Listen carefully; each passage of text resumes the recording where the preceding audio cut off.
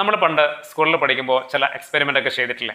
ചെറിയ കുഞ്ഞു ക്ലാസ്സിൽ ഒരു ചെടിച്ചട്ടിയിൽ ചെടി നടും, ഒരു കാർഡ്ബോർഡിനൊരു ഹോളൊക്കെ ഉണ്ടാക്കിയിട്ട് നമ്മളതിങ്ങനെ മറച്ചു പിടിക്കും.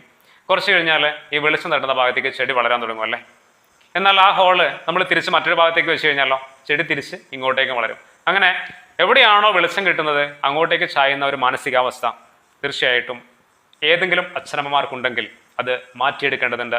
നിങ്ങൾക്ക് എത്ര മക്കളുണ്ടോ ഒരേ രീതിയിൽ, ഒരേ തൂക്കത്തിൽ, ഒരേ മാനസികാവസ്ഥയോടുകൂടി അവരെ സമീപിക്കുവാനും സ്നേഹിക്കുവാനും ചേർത്ത് പിടിക്കുവാനും നമുക്ക് സാധിക്കണം.